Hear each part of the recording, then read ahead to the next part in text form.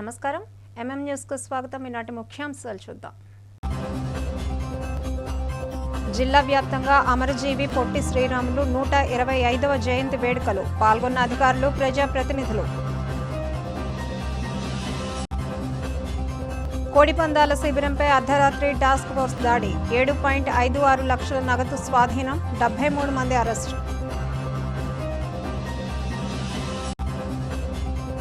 వ్యవసాయ రంగం బలోపేతానికి కూటమి ప్రభుత్వం కట్టుబడి ఉంది. ఎమ్మెల్యే బోనెల విజయ్ చంద్ర వెల్లడి. Vizianagaram municipal commissioner B Balaswamy ఆధ్వర్యంలో అమరజీవి పొట్టి శ్రీరాములు 125వ జయంతి వేడుకలు సోమవారం ఘనంగా నిర్వహించారు. ఈ సందర్భంగా పొట్టి శ్రీరాములు చిత్రపటానికి పూలమాలలు వేసి నివాళులర్పించారు. ఈ సందర్భంగా కమిషనర్ బి బాలస్వామి మాట్లాడుతూ, రాష్ట్ర ముఖ్యమంత్రి చంద్రబాబు నాయుడు ఆదేశాల మేరకు ప్రభుత్వ కార్యాలయాల్లో పొట్టి శ్రీరాములు జయంతి వేడుకలను నిర్వహిస్తున్నామని తెలిపారు. తెలుగు రాష్ట్రాల ఆవిర్భావానికి ఆయన చేసిన త్యాగం చిరస్మరణీయమని అన్నారు. ఈ కార్యక్రమంలో మున్సిపల్ అధికారులు, సిబ్బంది పాల్గొన్నారు.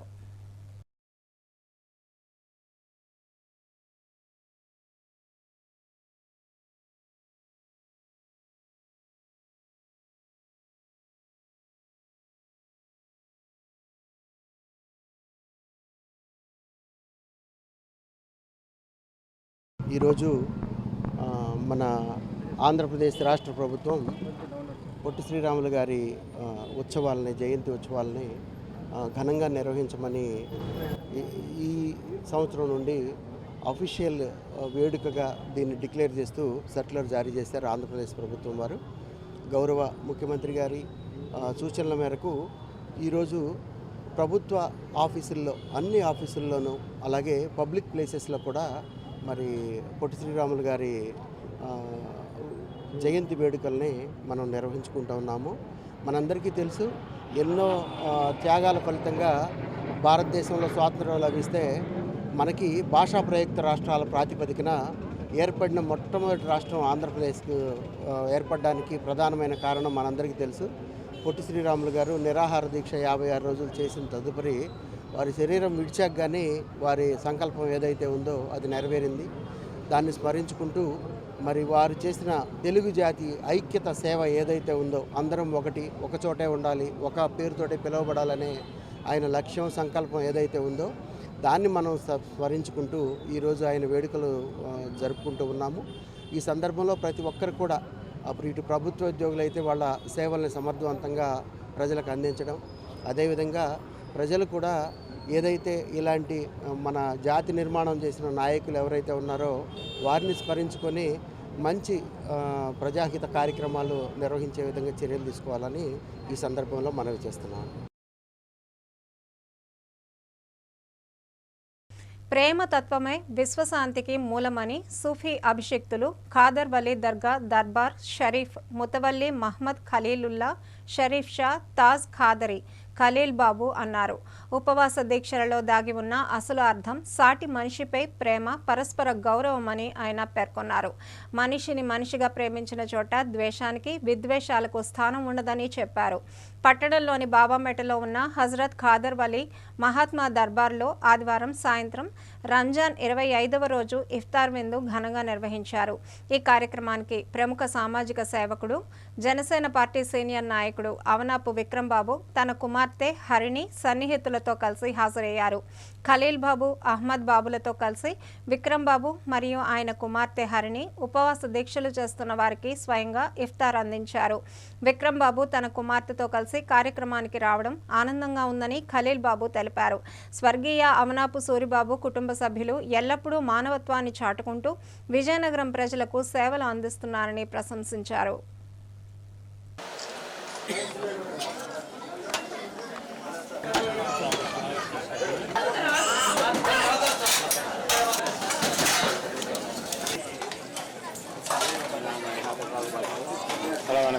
అలా జరగదు.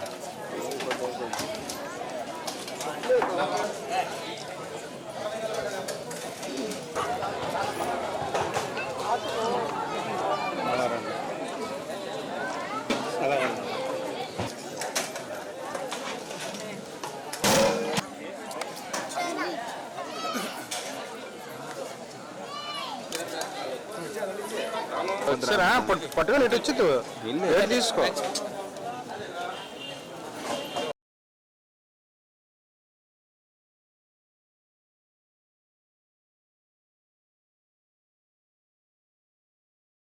రంజాన్ మాస శుభాకాంక్షలు మీ అందరికీ.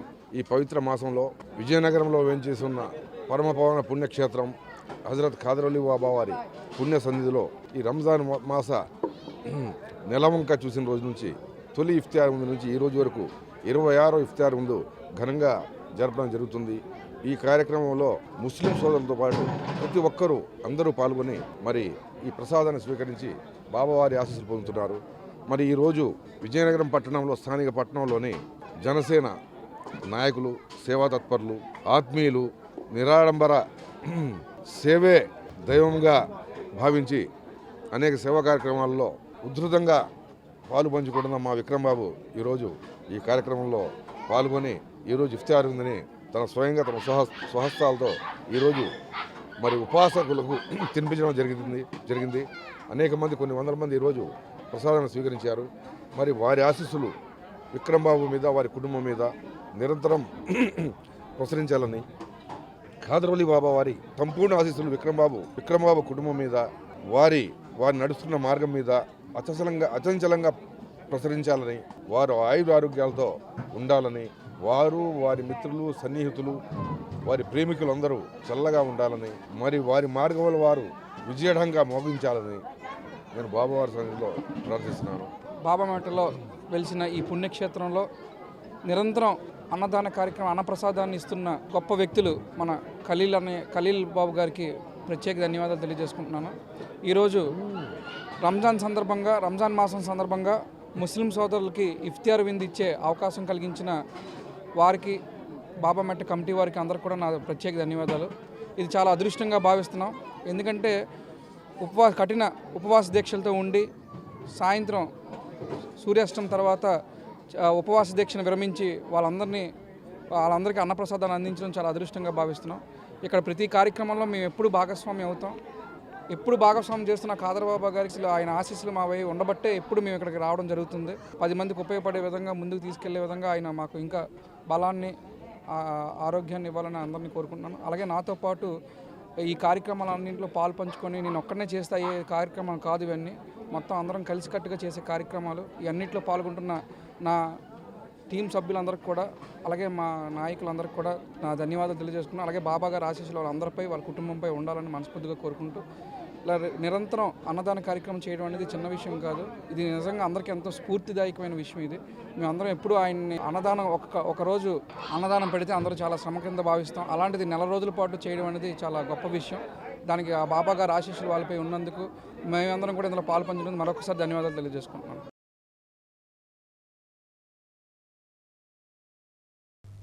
ఆంధ్ర రాష్ట్ర సాధన కోసం తన ప్రాణాలను అర్పించిన పొట్టి శ్రీరాములు త్యాగం చరిత్రలో చిరస్థాయిగా నిలిచిందని Vizianagaram municipal commissioner mayor Vempadapu Vijayalakshmi పేర్కొన్నారు. అమరజీవి 125వ జయంతి సందర్భంగా నేడు మున్సిపల్ కార్యాలయంలో నిర్వహించిన కార్యక్రమంలో ఆమె పాల్గొని పొట్టి శ్రీరాములు చిత్రపటానికి పూలమాలలు వేసి ఘనంగా నివాళులర్పించారు. ఈ సందర్భంగా ఆమె మాట్లాడుతూ ఆంధ్రుల ఆత్మగౌరవం, స్వాభిమానానికి ప్రతీకగా నిలిచిన అమరజీవి త్యాగం అపారమని అన్నారు. ఆంధ్ర రాష్ట్ర ఏర్పాటుకు ఆయన చేసిన నిరాహార దీక్ష, అంకిత భావం ప్రతి ఒక్కరికి ఆదర్శప్రాయమని పేర్కొన్నారు. సమాజం కోసం త్యాగం చేయడం ఎంత గొప్పదో ఆయన జీవితం మనకు తెలియజేస్తుందని చెప్పారు. యువతలో దేశభక్తి, సేవాభావం పెంపొందించేందుకు ఇటువంటి మహనీయుల జీవితాలను తెలుసుకోవడం అవసరమన్నారు. అమరజీవి చూపిన మార్గాన్ని అనుసరిస్తూ సమాజ అభివృద్ధికి ప్రతి ఒక్కరూ కృషి చేయాలని ఈ సందర్భంగా ఆమె పిలుపునిచ్చారు.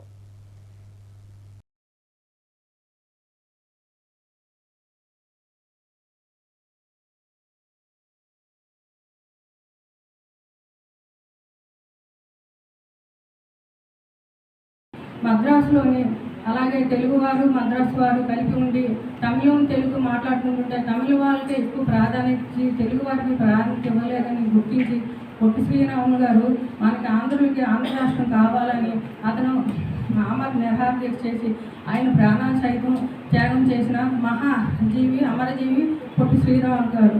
ఆయన చేసిన త్యాగాన్ని మనం ఎప్పుడూ గుర్తుంచుకొని వారి అడుగుజాడలో నడవాలని కోరుకుంటూ వారిని వారి ఆశసిద్ధికై మనం అందరూ కృషి చేయాలి. ఎందుకంటే భాష అనేది చాలా ఇంపార్టెంట్. మనకి తెలుగు ఒకటే వచ్చి తెలుగులోనే మనం పక్క రాష్ట్రంలోకి వెళ్ళి తెలుగులో మాట్లాడితే తమిళంలో మాట్లాడితే చాలా ఇబ్బందిగా ఉంటుంది. అందుకని మన గురించి కేవలం ఆంధ్ర రాష్ట్రం అవతరణ గురించి అతను ప్రాణాలు సైతం త్యాగం చేసిన మహాజీవి పొట్టి శ్రీరాములు గారు. అందుకని ఈ రోజు మనం ఆయన జయంతిని చాలా ఘనంగా జరుపుకోవడం చాలా సంతోషంగా ఉందని మరొకసారి అందరికీ కూడా నా హృదయపూర్వక నమస్కారాలు.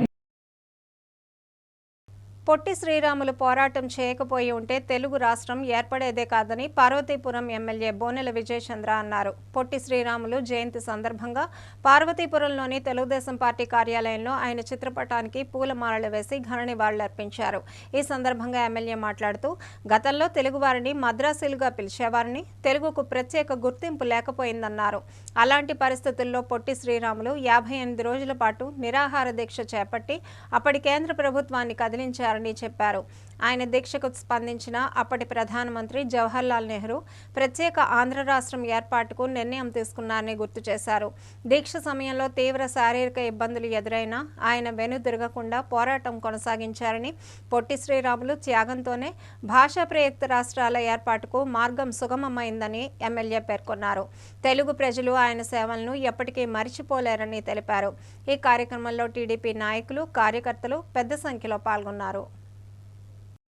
దేశం కోసం అవన్నీ కూడా ఎతకడకుండా దేశమే ముందుకు తీసుకెళ్లాలని గొప్ప నాయకుడు. ఈ తరాల్లో మన పాత తరపు దేశ నాయకుల్ని ఇన్స్పైర్ తీసుకోవాల్సిన అవసరం ఉంది. దేశానికి ఇచ్చే ప్రాధాన్యత మనం గుర్తించాల్సిన అవసరం ఉంది. అంత గొప్ప నాయకుడు, అంత గొప్ప స్వతంత్ర సమరయోధుడు మన తెలుగువాడు అవ్వడం, మన ఆంధ్రప్రదేశ్ ఏర్పడడంలో అత్యధిక కీలక పాత్ర వహించడం ప్రతి తెలుగువాడు గర్వించాల్సిన విషయం ఇది. ప్రతి ఊర్లో ఆయన విగ్రహం ఉండాల్సిందే. అందుకే ఎన్డీఏ కూటమి వచ్చిన తర్వాత తెలుగు వారిలో చాలా మందికి, ఇప్పుడు మన అల్లూరి సీతారామరాజు గారిని గుర్తు చేసుకునేటప్పుడు భోగాపురానికి ఆయన పేరు పెట్టుకోవడం జరిగింది. అలాగే అమరావతిలో ఈయన విగ్రహాన్ని పెట్టుకున్న అవసరం వచ్చింది. ఎందుకంటే తెలుగువారు అనే ఒక గొప్ప కాన్సెప్ట్ ని ప్రపంచానికి చూపించారు. అంటే ఇంతకు ముందు ఎవరైతే తెలుగువారు స్వతంత్ర సమరయోధులు ఉన్నారో వాళ్ళందరినీ గుర్తించాల్సిన అవసరం ఉంది. తెలుగు అనేది ప్రైడ్ ప్రతి ఒక్కరిలో ఉండాలి. ఇది నేను నా తెలుగు అని. అందుకే రాబోతున్న విజన్ డాక్యుమెంట్ లో 2047లో ప్రపంచాన్ని ప్రతి ఒక్క దాంట్లోని అత్యధికమైన రోల్ మోడల్ తెలుగు పీపుల్ ఉండాలని, తెలుగు కమ్యూనిటీ ఉండాలని, ఈ దేశంలోనే కాకుండా మిగతా దేశాల్లో కూడా మన వాళ్ళే రాణించాలని గౌరవ ముఖ్యమంత్రి గారు ఆ విజన్ డాక్యుమెంట్ 2047లో భాగంగానే ప్రతి ఒక్కరిని ఎంటర్ప్రైజ్ చేయాలని, ప్రతి ఒక్కరు చదువుకోవాలని, విదేశాల్లో ఉండాలని, మన జీడిపి పెరగాలని ఆలోచన ఉంది. ఆ తర్వాత ఈయనిచ్చిన ఇన్స్పిరేషన్ తోనే తెలుగు జాతి గురించి ఎక్కువగా కష్టపడుతుంది గౌరవ ముఖ్యమంత్రి గారని. ఇలాంటి వ్యక్తులను మనం గుర్తించుకోవాల్సిన అవసరం ఉంది. మళ్ళీ ఆయన యొక్క సాక్రిఫైస్ ని మనం స్మరించుకోవాల్సిన అవసరం ఉందని మరొకసారి అమరజీవి గారి యొక్క మరొకసారి తెలియజేసుకుంటూ మీ అందరికీ సెలవు.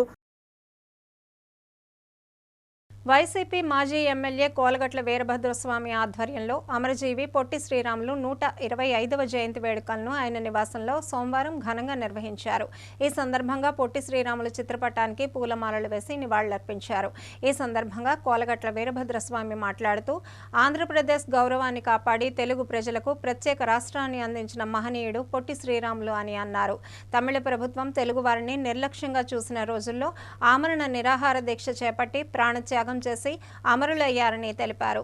ఆయన త్యాగ ఫలితంగానే తెలుగు ప్రజలకు ప్రత్యేక ఆంధ్ర రాష్ట్రం ఏర్పడిందని పేర్కొన్నారు. ఈ కార్యక్రమంలో పార్టీ నాయకులు, కార్యకర్తలు పాల్గొన్నారు.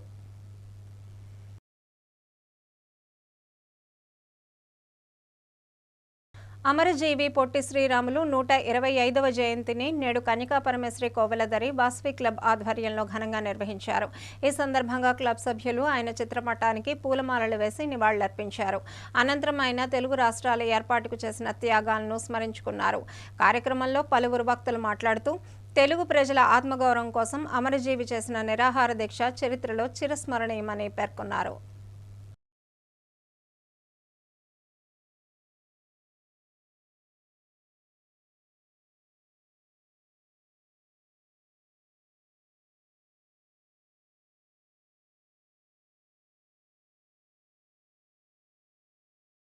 అమరజీవి పొట్టి శ్రీరాములు గారి 125వ జయంతి సందర్భంగా కన్యకాపరమేశ్వరి ఆలయం వద్ద వాసవి క్లబ్ ఆధ్వర్యంలో పొట్టి శ్రీరాములు గారి జయంతి కార్యక్రమం చేయడం మా వాసవి క్లబ్ తరపునే మాకు చాలా ఆనందంగా ఉంది.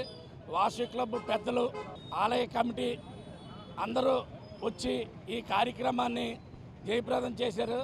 మా ఆధ్వర్యంలో ఈ కార్యక్రమం చేయడం నాకు చాలా ఆనందదాయకంగా ఉంది. పొట్టి శ్రీరాములు గారి 125వ జయంతి పురస్కరించుకొని ఇక్కడ కంచికాపురం స్టాడియంలో ఉన్న వారి విగ్రహానికి ఇక్కడున్న పట్టణం మొత్తం ఆర్వై సంఘాలన్నీ కూడా అందరూ కలిసి వారికి కృతజ్ఞత భావంతో వారికి పుష్పమాలు వేసి మన తెలుగు రాష్ట్రం సాధించడానికి 58 రోజులు నిరాహార చేసి వారు సాధించారు. వారికి కృతజ్ఞతగా ఈరోజు మరి ఆయన స్మరించుకుంటూ ఈరోజు వారికి పుష్పాలు వేసి చేసినందుకు, అలాగే అందరూ వచ్చినందుకు వారి కృతజ్ఞతలు తెలుపుకుంటున్నాను. కాసేపు విరామం.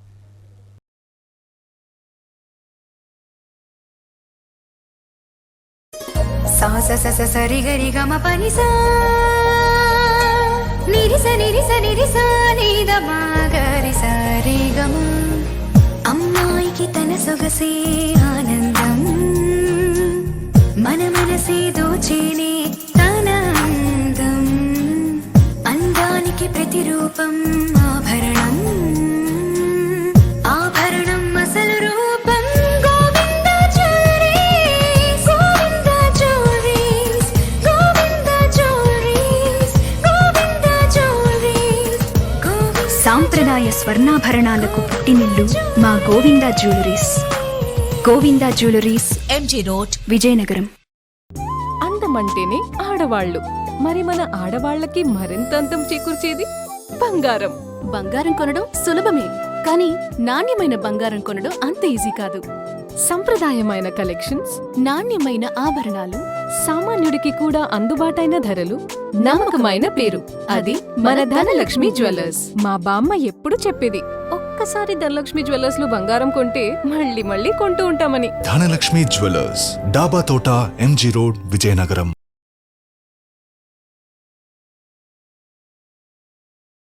Welcome back. విశాఖపట్నం జిల్లా పద్మనాభం మండలంలోని పద్మనాభం పోలీస్ స్టేషన్ పరిధిలో రౌతులపాలెం గ్రామంలో నిర్వహిస్తున్న కోడిపందాల శిబిరంపై టాస్క్ ఫోర్స్ పోలీసులు ఆదివారం అర్ధరాత్రి మెరుపు దాడి నిర్వహించారు.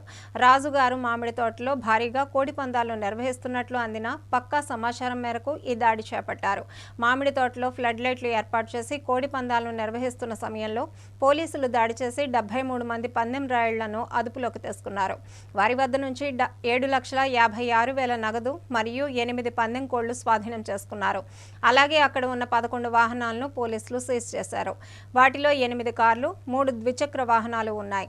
అదనంగా 36 మొబైల్ ఫోన్లను కూడా స్వాధీనం చేసుకున్నారు. ఈ దాడిలో task force CI Bhaskar Rao, Padmanabham CI Sridhar ఆధ్వర్యంలో ఎస్ఐ హరీష్, ఎస్ఐ గణేష్తో పాటు పోలీస్ సిబ్బంది పాల్గొన్నారు. ఈ ఘటనపై పోలీసులు కేసు నమోదు చేసి పూర్తిస్థాయి విచారణ చేపట్టారు. పద్మనాభం మండల కేంద్రంలో అర్ధరాత్రి నిర్వహించిన ఈ మెరుపు దాడి ప్రాంతంలో చర్చనీయాంశంగా మారింది. ప్రపంచ ఇమ్యూనైజేషన్ డే సందర్భంగా నేడు విజయనగరంలోని తిరుమల మెడికవర్ హాస్పిటల్ చిన్నపిల్లల వైద్య నిపుణులు డాక్టర్ సిహెచ్ భవానీ శంకర్ టీకాల ప్రాముఖ్యతపై అవగాహన కల్పించారు. ప్రతి తల్లి తమ పిల్లలకు తప్పనిసరిగా వైద్యుల సలహా మేరకు ప్రభుత్వం ప్రవేశపెట్టిన 13 రకాల టీకాలు వేయించుకోవాలని ఆయన సూచించారు. అలా చేయడం వల్ల భవిష్యత్తులో పిల్లలు అనేక రకాల వ్యాధుల నుండి రక్షణ పొందుతారని తెలిపారు. టీకాలు వేయించుకోవడం వల్ల భవిష్యత్తులో యాంటీబయాటిక్ మందుల వాడకం కూడా తగ్గుతుందని చెప్పారు. ఒకప్పుడు పోలియో వ్యాధి వల్ల అనేక మంది పిల్లలు బాధపడేవారని, కానీ టీకాల వల్ల ప్రస్తుతం పోలియో పూర్తిగా తగ్గిపోయిందని ఆయన పేర్కొన్నారు. గర్భిణీ స్త్రీలు కూడా సరైన సమయంలో అవసరమైన టీకాలు వైద్యుల సలహా మేరకు వేయించుకుంటే తల్లి, బిడ్డ ఆరోగ్యం మెరుగ్గా ఉంటుందని తెలిపారు. ప్రస్తుతం ఏ టీకా ఎప్పుడు వేయాలో తెలుసుకొని ప్రతి ఒక్కరూ తప్పనిసరిగా టీకా కార్యక్రమాలను పాటిస్తే భవిష్యత్తులో అనేక వ్యాధుల నుండి రక్షణ పొందవచ్చని డాక్టర్ భవానీ శంకర్ సూచించారు.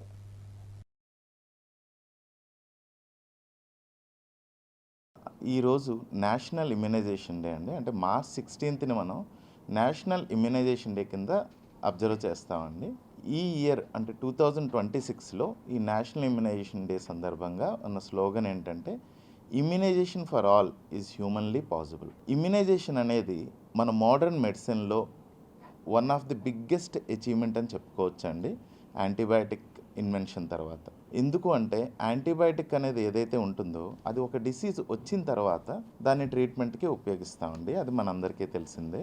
వ్యాక్సినేషన్ అనేది ముందు అసలు ఇప్పుడు కానీ దగ్గరలో కానీ లేదా కొన్ని వ్యాక్సిన్స్ అయితే జీవితకాలం కూడా ప్రొటెక్ట్ చేస్తూ ఇన్ఫెక్షన్ రాకుండా ప్రివెంట్ చేయడంలో చాలా బాగా ఉపయోగపడతాయండి. ఈ వ్యాక్సినేషన్ అనేది చిల్డ్రన్ యొక్క హెల్త్ విషయంలో చాలా డ్రాస్టిక్ చేంజెస్ తీసుకొచ్చాయండి. చిల్డ్రన్ హెల్త్ ఇంప్రూవ్ అవ్వడంలో చాలా బాగా ఉపయోగపడిన వన్ ఆఫ్ ది హెల్త్ ఇంటర్వెన్షన్లో ఈ వ్యాక్సినేషన్ని మనం చెప్పుకోవచ్చండి. వ్యాక్సినేషన్ ప్రివెంట్ చేసినన్ని డెత్స్ కానీ డిసీజెస్ కానీ ఇంకా ఏ ఇంటర్వెన్షన్ కూడా మోడర్న్ మెడిసిన్లో లేదని చెప్పొచ్చండి. అదేమీ అతిశయోక్తి కాదు. సో అందు గురించే మనం చాలా ఎర్లీగా ఇండియాలో ఈ పబ్లిక్ ఇమ్యునైజేషన్ ప్రోగ్రామ్ అనేది స్టార్ట్ చేసామండి. 1978లో ఒక 6 ప్రివెంటబుల్ డిసీజెస్తో స్టార్ట్ చేసి ఇప్పుడు నియర్లీ 13 డిసీజెస్ని ప్రివెంట్ చేసేటట్టు వ్యాక్సినేషన్ ప్రోగ్రామ్ మన నేషనల్ ఇమ్యునైజేషన్ షెడ్యూల్లో ఉందండి.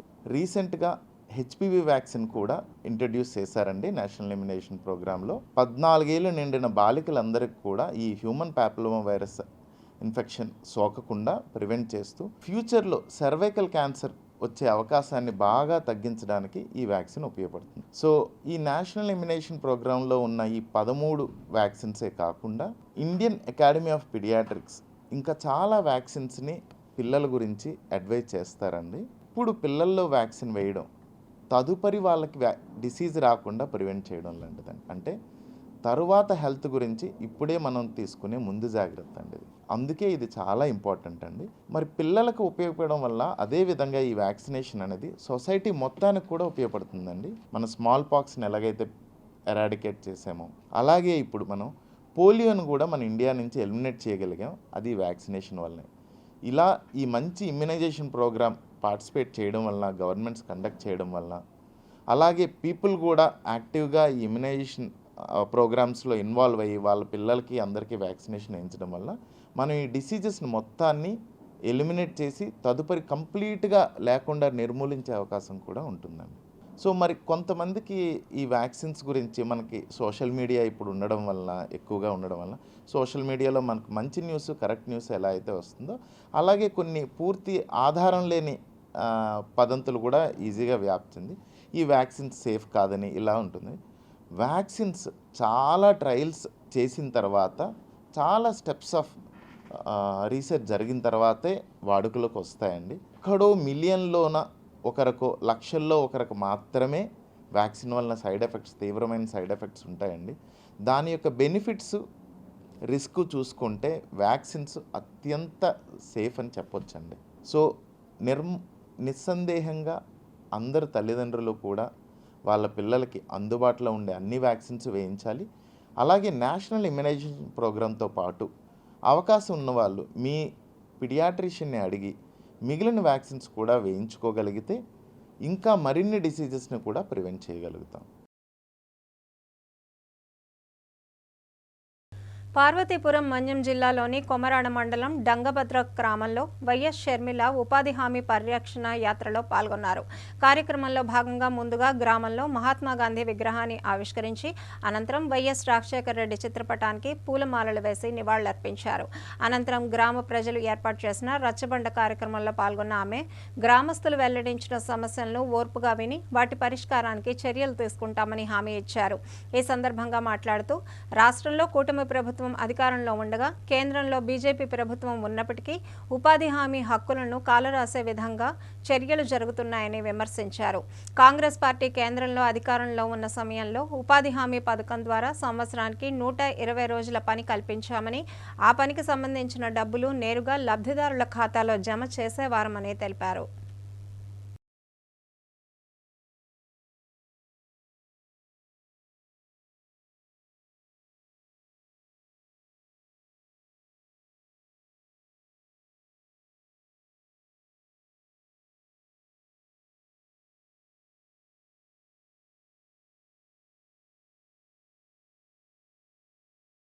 క్రితం మనకు ప్రత్యేక హోదా ఇవ్వాల్సింది బీజేపీ. 12 సంవత్సరాల క్రితం మనకు ప్రత్యేక హోదా ఇస్తే లక్షల కొద్ది పరిశ్రమలు మన రాష్ట్రానికి వచ్చేవి. ఎందుకంటే ట్యాక్స్ ఫ్రీ, ట్యాక్స్ కట్టాల్సిన అవసరం ఉండదు. లక్షల కొద్ది పరిశ్రమలు వస్తే మన బిడ్డలకు ఉద్యోగాలు వచ్చును, మన రాష్ట్రం అభివృద్ధిలో దూసుకుపోవును. కానీ ఇది ఇంతవరకు జరగలేదు. ఎందుకు మా రాష్ట్రానికి ప్రత్యేక హోదా ఇవ్వరు అని చంద్రబాబు గారు అడగడు, జగన్మోహన్ రెడ్డి గారు అడగరు, పవన్ కళ్యాణ్ గారు అడగరు. ఎవరు అడిగే దమ్ము లేదు బీజేపీ. పోలవరం ప్రాజెక్టు తీసుకుందాం. పోలవరం ప్రాజెక్టు రాజశేఖర్ రెడ్డి గారు 36 లక్షల ఎకరాలకు నీళ్ళిచ్చే ప్రాజెక్ట్ గా దాన్ని డిజైనింగ్ చేస్తే దాన్ని ఈ రోజు కేంద్ర ప్రభుత్వం నీటి నిల్వను తగ్గించేస్తుంది. కానీ చంద్రబాబు గారైనా, పవన్ కళ్యాణ్ గారైనా, జగన్మోహన్ రెడ్డి గారైనా లేచి నిలబడి మా ప్రాజెక్టును ఎందుకు కూనీ చేస్తున్నారు అని బీజేపీని అడిగే దమ్ము ధైర్యం ఏ ఒక్క నాయకునికి కూడా లేదు. పోనీ రాజధానియే తీసుకుందాం. పక్కన అన్ని రాష్ట్రాలకు రాజధానిలు ఉన్నాయి. బెంగళూరు ఉంది, చెన్నై ఉంది, ముంబై ఉంది. మనకేముంది? చేతిలో చిప్పు ఉంది. మన బిడ్డలు ఎక్కడికి వెళ్ళాలి ఉద్యోగాల కోసం? అసలు దేశంలో రాజధాని లేని రాష్ట్రం ఏదైనా ఉంది అంటే అది ఒక్క మన రాష్ట్రమే. బీజేపీని ఎదిరించే దమ్ము ఒక్క నాయకునికి కూడా ఈ రోజు మన రాష్ట్రంలో లేదు. అందుకే ఈ రోజు కాంగ్రెస్ పార్టీ తరఫున రాజశేఖర్ రెడ్డి బిడ్డ నిలబడి బీజేపీని ఎదిరిస్తుంది, ప్రశ్నిస్తుంది. అంటే దానికి కారణం ప్రతిపక్షం అనే గొంతు లేకపోవడం కాదా? కాబట్టే ఈ రోజు రాజశేఖర్ రెడ్డి బిడ్డగా కాంగ్రెస్ పార్టీ ప్రశ్నించాల్సిన అవసరం ఉంది. కాబట్టే బీజేపీకి వ్యతిరేకంగా నిలబడ్డాము, ప్రశ్నిస్తున్నాము, కొట్లాడుతున్నాము. ఒడిశా రాష్ట్రంలోని ఎస్సీబీ మెడికల్ కాలేజ్ అండ్ హాస్పిటల్లో సోమవారం తెల్లవారుజామున ఘోర అగ్ని ప్రమాదం చోటు చేసుకుంది.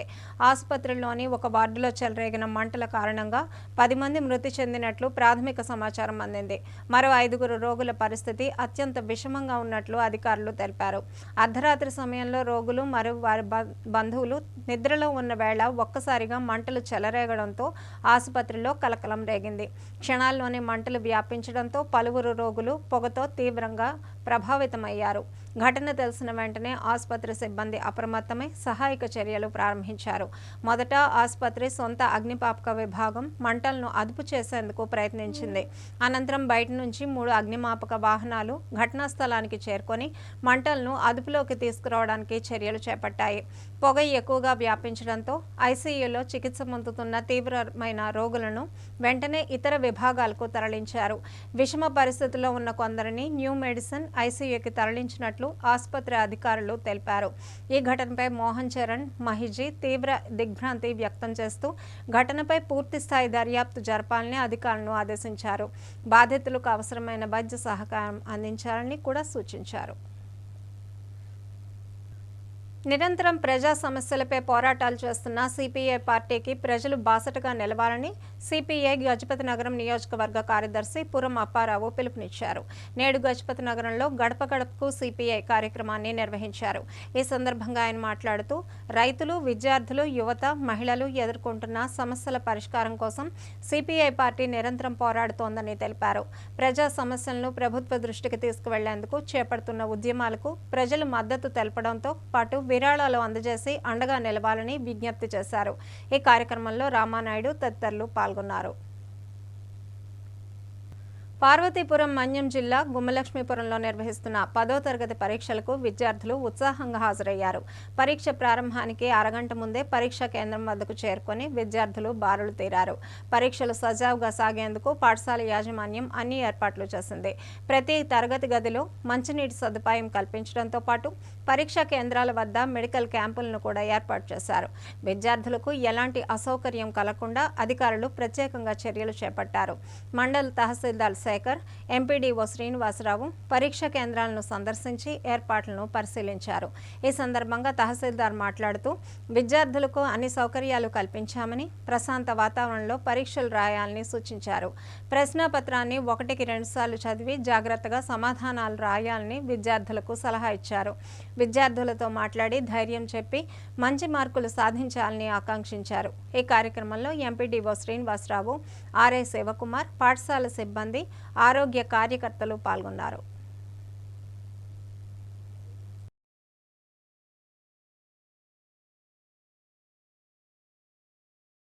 10వ తరగతి పబ్లిక్ పరీక్షల మొదటి రోజే రాజాం పట్టణంలోని పరీక్ష కేంద్రాల వద్ద విద్యార్థుల తల్లిదండ్రులు ఆందోళన వ్యక్తం చేశారు. పరీక్ష ప్రారంభానికి ముందే వైద్య సిబ్బంది అందుబాటులో ఉండాల్సి ఉండగా పరీక్ష మొదలైన తర్వాత మాత్రమే రావడం తల్లిదండ్రులను అధికారులను ప్రశ్నించారు. పరీక్షల సమయంలో ఒత్తిడికి గురయ్యే విద్యార్థులకు ఏదైనా అనారోగ్య సమస్యలు తలెత్తితే వెంటనే వైద్య సహాయం అందించాల్సిన పరిస్థితి ఉంటుందని తల్లిదండ్రులు తెలిపారు. ఈ నేపథ్యంలో జిల్లా కలెక్టర్ ఇచ్చిన ఆదేశాలను పట్టించుకోకుండా అధికారులు నిర్లక్ష్యంగా వ్యవహరించారని వారు మండిపడ్డారు. అంతేకాకుండా పరీక్షా కేంద్రాల వద్ద విద్యార్థులకు కనీసం దాహార్తి తీర్చేందుకు మంచినీటి సౌకర్యం కూడా ఏర్పాటు చేయాలని తల్లిదండ్రులు ఆగ్రహం వ్యక్తం చేశారు.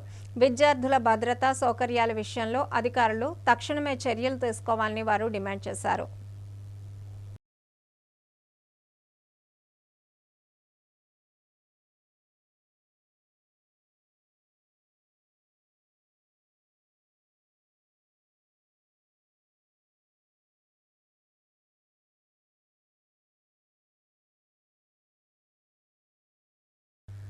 నగరం సర్వతోముఖాభివృద్ధికి ప్రతి ఒక్కరూ పునరంకితం కావాలని మేయర్ విజయలక్ష్మి పిలుపునిచ్చారు. ఈ రోజు ఆమె అధ్యక్షతన నగరపాలక సంస్థ సమావేశ మందిరంలో మున్సిపల్ కౌన్సిల్ సమావేశం నిర్వహించారు. ఎజెండాలో పొందుపరిచిన అంశాలపై సభ్యులు చర్చించిన అనంతరం ఒక అంశం మినహా మిగిలిన అన్ని అంశాలకు సభ ఆమోదం తెలిపింది. అనంతరం 3 అంశాలతో ప్రవేశపెట్టిన టేబుల్ ఎజెండాలో కూడా ఒక అంశం మినహా మిగిలిన 2 అంశాలకు సభ ఆమోదం తెలిపింది. ఈ సందర్భంగా మేయర్ విజయలక్ష్మి మీడియాతో మాట్లాడుతూ రానున్న రోజుల్లో నగరం మరింత అభివృద్ధి చెంది ఆదర్శవంతంగా నిలవాలన్న ఆకాంక్షను వ్యక్తం చేశారు. తన హయాంలో 158 కోట్ల అత్యధిక బడ్జెట్తో నగర అభివృద్ధికి చర్యలు చేపట్టడం ఆనందంగా ఉందన్నారు.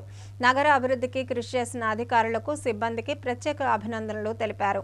అందరి సమన్వయంతో నగరం సర్వతోముఖాభివృద్ధి సాధిస్తుందన్న అభిప్రాయాన్ని వ్యక్తం చేశారు.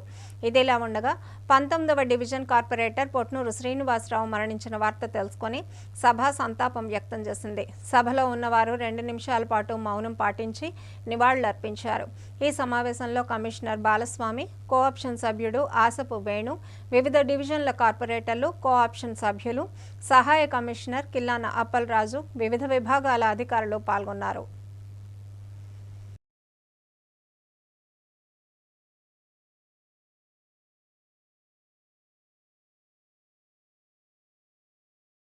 ఈరోజు విజయనగరంలోని మాజీ డిప్యూటీ స్పీకర్ శ్రీ కోలగట్ల వీరభద్రస్వామి గారి సూచనలు సలహాలు మరవలేనివి. ఎందుకంటే ఆయన ఆశయాలకు అనుగుణంగా విజయనగరం ఈరోజు ఎంతో డెవలప్ చెందింది. వాటర్ ట్యాంకులుగా మంచినీటి సమస్యగా వచ్చినప్పుడు మేము వచ్చేటప్పుడు కొత్తలో మంచినీటి సమస్య అధికంగా ఉండేది. 13 వాటర్ ట్యాంకులు కట్టించి మంచినీటి సమస్య లేకుండా చేశారు. అలాగే ఫౌంటైన్లు కట్టించారు, ఫుడ్ బ్యాంకులు పెట్టించారు, అలాగే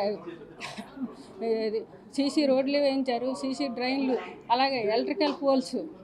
ముఖ్యంగా విజయనగరాన్ని మున్సిపాలిటీ నుంచి కార్పొరేషన్కి ధీటుగా విజయనగరాన్ని ఎంతో సుందరీకరణంగా తీర్చిదిద్దారు.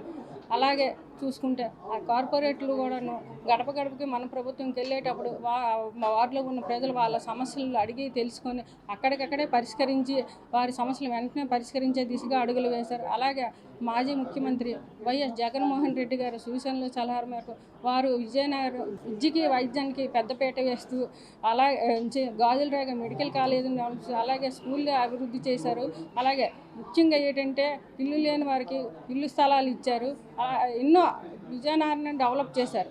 గతానికి ఇప్పుడు చూసిన ఈ 5 సంవత్సరాలు కూడా బడ్జెట్ 158 కోట్ల రూపాయలతోటి మొన్న బడ్జెట్ జరగడం, నా హయాంలో జరగడం నాకు చాలా సంతోషం. ఎందుకంటే ఇదంతా కూడా కార్పొరేట్లు, అధికారులు, విజయనగరం ప్రజలు అందరి సహకారాలతోటే నెరవేరినందుకు చాలా సంతోషంగా ఉంది.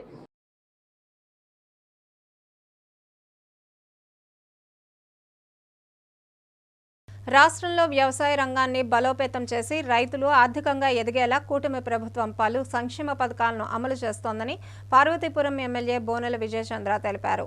పార్వతీపురం మండలం చినబొండపల్లి గ్రామంలో సోమవారం నిర్వహించిన రైతన్న మీకోసం కార్యక్రమాన్ని ఆయన ప్రారంభించారు. ఈ సందర్భంగా గ్రామంలోని రైతులను కలిసి ప్రభుత్వం అన్నదాతల కోసం అమలు చేస్తున్న పథకాల గురించి వివరించారు. రైతులు ప్రభుత్వం అందిస్తున్న ప్రోత్సాహకాలను వినియోగించుకొని నూతన సాగు విధానాలను అవలంబించి వ్యవసాయ లాభసాటిగా మార్చుకోవాలని సూచించారు. సాంప్రదాయ పంటలతో పాటు ఆధునిక సాగు పద్ధతులను అలవర్చుకోవాలని ఇందుకు ప్రభుత్వం పూర్తి స్థాయిలో సహకారం అందిస్తుందని, ఎన్నికల ముందు రైతులకు ముఖ్యమంత్రి ఇచ్చిన హామీ మేరకు కేంద్ర ప్రభుత్వం అందిస్తున్న 6,000తో పాటు కూటమి ప్రభుత్వం 14,000ను కలిపి మొత్తం 20,000ను 3 విడతలుగా రైతులకు అందజేస్తున్నట్లు ఆయన పేర్కొన్నారు.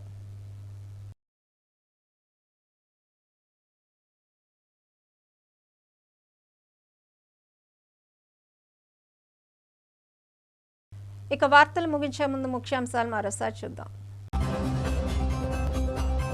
జిల్లా వ్యాప్తంగా అమరజీవి పొట్టి శ్రీరాములు 125వ జయంతి వేడుకలు, పాల్గొన్న అధికారులు, ప్రజాప్రతినిధులు. కోడిపందాల శిబిరంపై అర్ధరాత్రి టాస్క్ ఫోర్స్ దాడి, 7.56 లక్షల నగదు స్వాధీనం, 73 మంది అరెస్టు.